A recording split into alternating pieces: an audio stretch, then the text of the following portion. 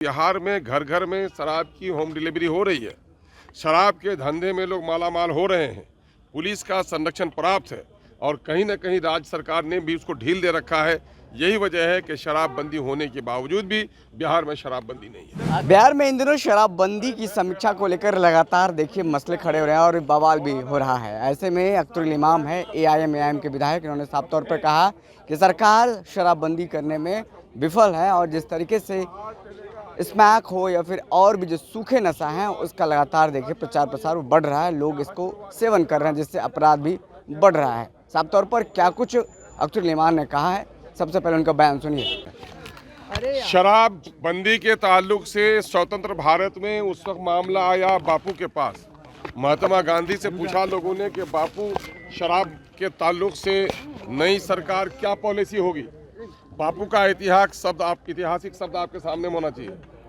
बापू ने कहा कि शराब बंद रहेगी। लोगों ने कहा बापू अगर शराब बंद हो जाएगी तो शराब के रेवेन्यू से बहुत सारे स्कूल और हॉस्पिटल चलते हैं वो प्रभावित हो जाएंगे। बापू के कितने पवित्र शब्द थे।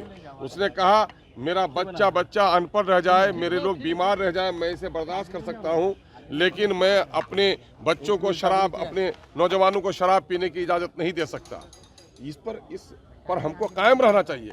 नीतीश कुमार का हम लोग आलोचक रहे हैं, लेकिन मुख्यमंत्री जी ने जितने काम किए हैं उसमें से एक काम शराबबंदी की हम सराहना करते हैं। लेकिन मुख्यमंत्री जी की नीयत तो सही है, लेकिन नीचे का जो व्यवस्था है वो व्यवस्था इतनी चौपट है कि आज शराबबंदी के बावजूद भी बिहार में घर घर में शराब की होम डिलीवरी हो रही है। शराब के धंधे में लोग मालामाल हो रहे हैं। पुलिस का संरक्षण पर्याप्त है और कहीं न कहीं राज्य सरकार ने भी उसको ढील दे रखा है। यही वजह है कि शराबबंदी होने के बावजूद भी बिहार में शराबबंदी नहीं है। आगे सरकार समीक्षा क्यों नहीं करना चाहती है?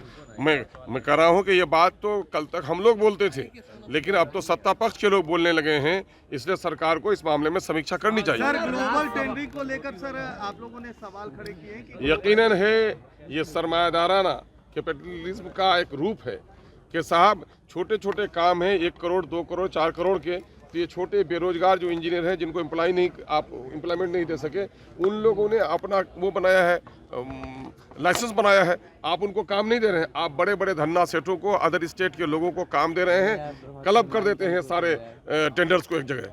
20 करोड़ 25 करोड़ 30 करोड़, आपके लोगों की क्षमता है नहीं, नतीजा वे लोग बेरोजगार हो रहे हैं। उसका दूसरा इम्पैक्ट ये होता है कि 20 जगह जिसका काम होगा, जाहिर है कि उनके पास जो कुछ मशीनरीज हैं वो 20 नहीं है। नतीजा ये हो गया काम में भी डिले हो रहा है। ये कहीं ना कहीं से ये मामला कमीशन खोरी का है और ये सरकारी जो चाकर लोग हैं वो लोग ये काम करा रहे हैं। ये काम बहुत ही गलत है और मैं कह रहा हूँ इसमें जो दलित समाज के लोग हैं, जो लोग पिछले समाज के लोग हैं, जो लोगों के पैसे कम है, क्या वो गरीब कभी ले सकेंगे? वो बेरोजगार जो इंजीनियर जो कहा कि नौकरी हमको नहीं मिली, चलो हम अपने निर्माण के काम में लग जाएंगे, वो कभी कर सकेंगे? ये नहीं कर सकेंगे। ये पॉलिसी लोकतांत्रिक और मैं समझता हूँ कि लोकतंत्र के हित में नहीं है। ये समाज के गरीबों और कमजोरों को दबाने वाली पॉलिसी। पांच विधायक है, क्या किनको समर्थन दीजिएगा? अच्छा, मैं समर्थन देने ही के लिए जन्म लिया हूँ क्या? मुझको कौन कौन समर्थन करेगा उनसे पूछो। और लोग तो है राज्यसभा में, मेरा कोई नहीं है, मेरा आदि राज्यसभा जाएगा। किनको समर्थन किनसे मांग रहे हैं? एनडीए जो लोग, मैं जाहिर है मैं उन लोगों का, जो लोग इस फिरकापरस्त सरकार के खिलाफ जो लोग लड़ना चाहते हैं, जो लोग दलितों के हित की रक्षा करना चाहते हैं, और इस वक्त बैरिस्टर असदुद्दीन अवैसी जिस तरह से समाज के दबे कुचले पिछड़ों की बात उठा रहे हैं, देश के अंदर में कहीं भी सांप्रदायिकता का मामला हो, सबसे पहले प्रहरी के तौर पर खड़े होते हैं। इनके बाजू को मजबूत करना चाहिए और एमआईएम का साथ लोगों को देना चाहिए। अरे एआई सबमिट में तो शर्म से तो वो कर दिया, इसने तमाम तर इनका पोल खुल गया कि क्या मामला है। दूसरे के ड्रोन को अपना कह रहे हैं आप, भाई कितनी शर्म की बात है। राष्ट्र प्रमुख आए थे उसमें और आपके देश में आए, आप मेजबानी कर रहे थे। अरे साइंस टेक्नोलॉजी में पीछे हो जाना कोई पाप नहीं है, लेकिन दूसरे के काम को अपना कहना ये तो महापाप है। शर्म से देश शर्मसार है। तो क्या लगता है चीन ने पोल खोल कर रख दिया? अरे पोल तो अच्छा आपके बाद भी, सूरज निकलने के बाद भी आप कह रहे हैं कि क्या दिन हो गया? अरे पूरे जगत में छिछादर हो रही है और कह रहे हैं पोल खोल दिया। यकीनन है ये बहुत ही शर्मनाक मामला है। जो लोग इसमें संलिप्त हैं उसने राष्ट्र के सर को झुकाया है, उस पर कार्रवाई होनी चाहिए। तो आप सुन रहे थे एआईएम के विधायक अख्तरुल इमाम को। जिस तरीके से बिहार में विधानमंडल का बजट सत्र चल रहा है, उस दरमियान एनडीए के एक विधायक ने कहा कि इसकी समीक्षा होनी चाहिए और इस समीक्षा को लेकर के सरकार क्यों नहीं तैयार हो रही है, इस पर लगातार सवाल उठाए जा रहे हैं, सवाल खड़े किए जा रहे हैं।